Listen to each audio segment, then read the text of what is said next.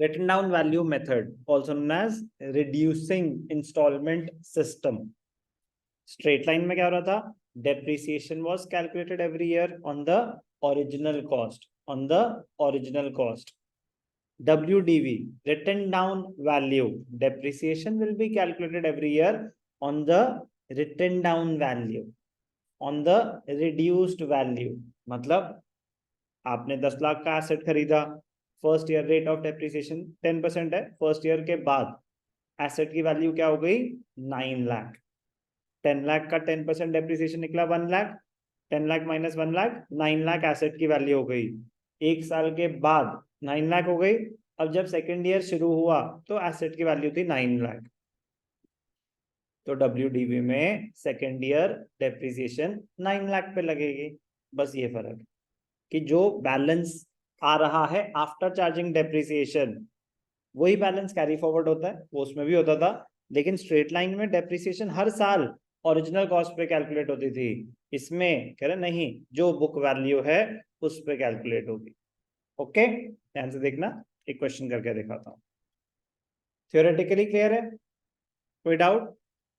A company purchased a machine for 50,000 on 1st October 20. तो 1st October 20 कब आता है?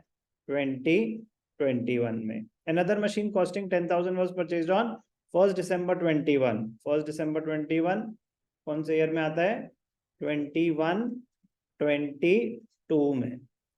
On 31st March 23, the machine purchased in 2020. M1 की बात हो रही है. Was sold at a loss of 5,000. तो अभी तक हमने जितने भी क्वेश्चन करे उसमें सेल वैल्यू गिवन थी, हमें कैलकुलेट करना पड़ता था प्रॉफिट हुआ या loss.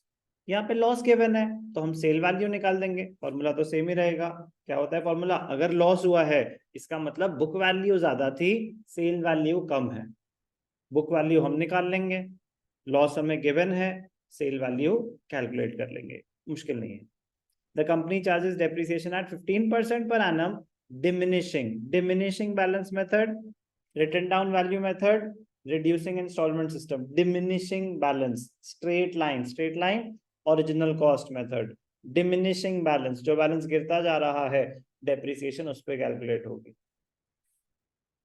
Accounts are close on 31st March every year. ध्यान से देखना, बहुत ही आसान है, मतलब चेंज होगा बस कैलकुलेशन के टाइम, बाकी सब कुछ एग्जैक्टली सेम रहने वाला है। फर्स्ट ईयर क्या है? 21 फर्स्ट ईयर, ये सेकेंड लाइन थी। फर्स्ट ईयर है 2021। फर्स्ट ईयर क्या है? 2021। कौन सी डेट को एसेट खरीदा 2021 में? 1 अक्टूबर 20। 50,000 टू बैंक अकाउंट। क्या इस साल हमने कोई और एसेट खरीदा? 2021 में और कुछ नहीं खरीदा। क्या खरीदा? मशीनरी खरीदी। अब 2021 में खरीद ली, 2021 में और कुछ नहीं हुआ तो बुक्स क्लोज करेंगे। अब ध्यान से देखना, डेप्रिसिएशन फर्स्ट ईयर तो फर्क ही नहीं पड़ता ना, फर्स्ट ईयर तो 50,000 पे डेप्रिसिएशन कैलकुलेट होनी है। तो 50,000 rate of depreciation 15%, October November December January February March, 6 months की डेप्रिसिएशन कैलकुलेट हो जाएगी। 50,000 का 15% क्या होता है? 7,500, 7,000 का 500 का हाफ 3,750, 50, 7,500, 7,500 का हाफ 37। कोई भी doubt? By balance carried down, क्या है ये? एक ही एसेट है अभी तो, M1। बैलेंस कैसे निकलेगा? 50 minus 10, 46,250, 46,250। 21-22, 21-22, 21-22, April 1, to balance BD 46,250। अब क्या हुआ? 21-22 में एक और एसेट खरीदा, बेचा तो कब है? 23 मतलब 23-24 on 31st March 23, 31st March का मतलब होता है 22-23, 31st March है, 1st April नहीं, जो भी है। सेकेंड ईयर क्या है? 21-22, 21-22 another machine costing 10,000 was purchased on 1st December।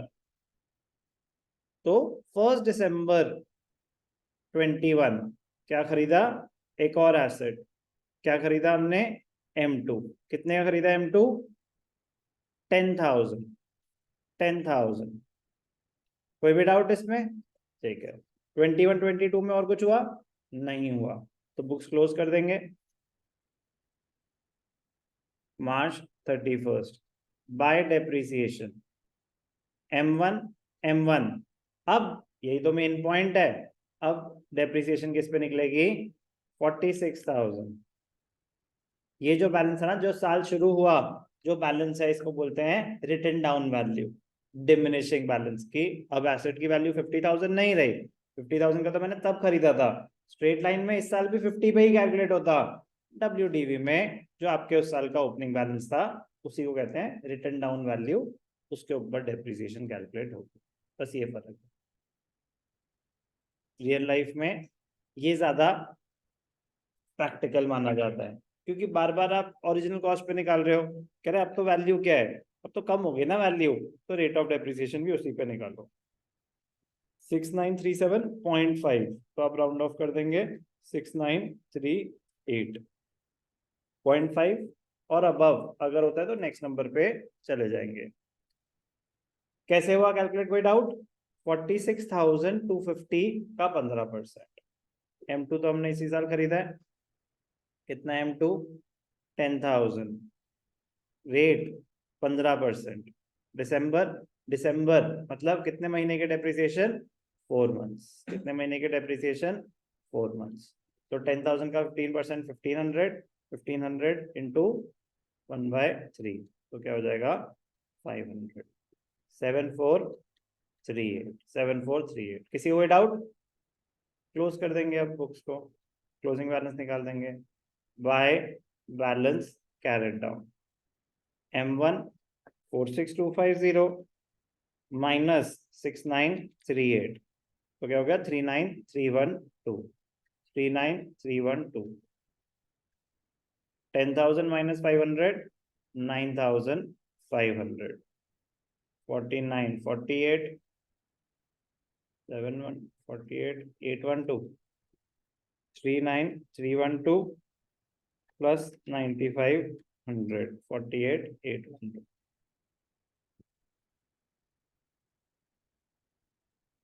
कोई भी डाउट, 21 22,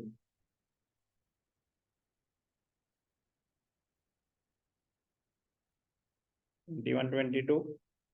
नेक्स्ट ईयर क्या है, 22 23। अब ध्यान से देखना, मोस्ट इंपॉर्टेंट ईयर होता ही क्या है, ईयर ऑफ सेल। April 1 जब साल शुरू हुआ, तो टू बैलेंस BD पहले से हमारे पास क्या है, M1 M2। M1 की वैल्यू क्या है 39312, M2 की वैल्यू क्या है 9500, क्लोजिंग बैलेंस 48812, 48812। अब क्या हुआ, on 31st March machine purchase was sold, और कोई खरीदी नहीं, और कोई खरीदी नहीं, फर्स्ट मशीनरी 31st मार्च को बेची, मतलब पूरे साल यूज हुई ना, तो पूरे साल की डेप्रिसिएशन लगेगी पहले, तो यहाँ पे क्या आ जाएगा March 31st। अब तो 31st मार्च का ही है, तो डेप्रिसिएशन निकाल देंगे दोनों की। M1 की कितनी है 39312 का 15%। अब आपके रिड्यूस वैल्यू क्या थी 39312। समझ आया, समझ आ रहा है, बस यही फर्क है WDV में, बस यही फर्क है। 39312 का 15%, 5896.8, तो क्या हो जाएगा 5897। कैलकुलेशंस तो बेटा होंगे कॉम्प्लिकेटेड, कैलकुलेशन होंगे कॉम्प्लिकेटेड, थोड़ा सा ध्यान देना होगा। 5897 M2, क्योंकि कुछ भी बैलेंस आएगा तो उसके ऊपर कैलकुलेट होगा ना, स्ट्रेट लाइन में तो एक फिक्स्ड अमाउंट पे राउंड फिगर पे बार बार कैलकुलेट हो रहा था, तो इसलिए डेप्रिसिएशन भी नॉर्मली राउंड फिगर ही आ रहा था। यहाँ पे तो जो भी बैलेंस कम होता जा रहा है उसके ऊपर निकले जा रही है डेप्रिसिएशन, तो ऑड फिगर्स आ सकते हैं, फ्रैक्शंस आ सकते हैं। 9500 का 15%,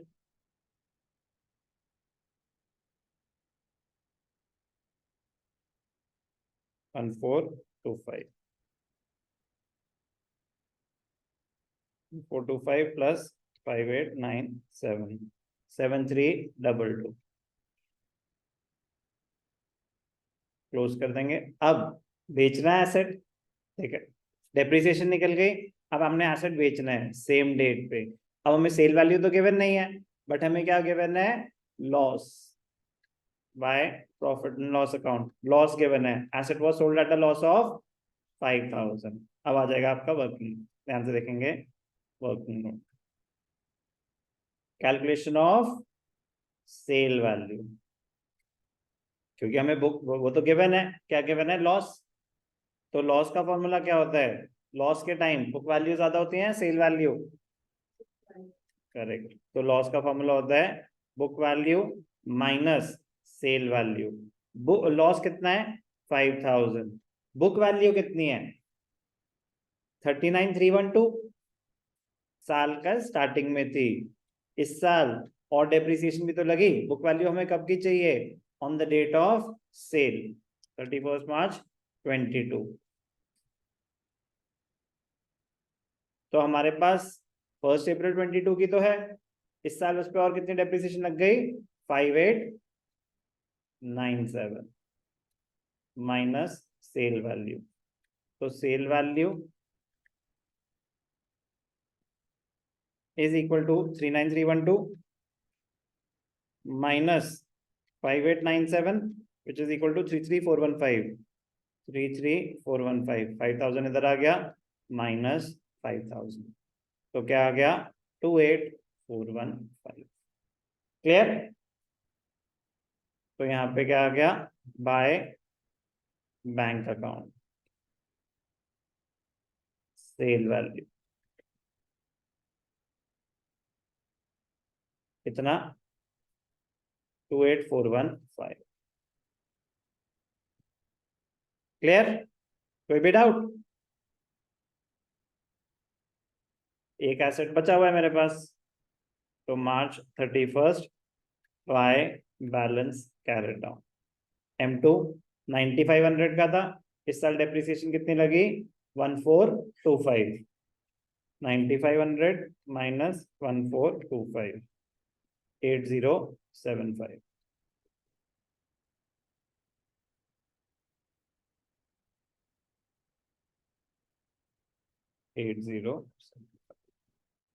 क्लोज कर देंगे, टोटल निकाल।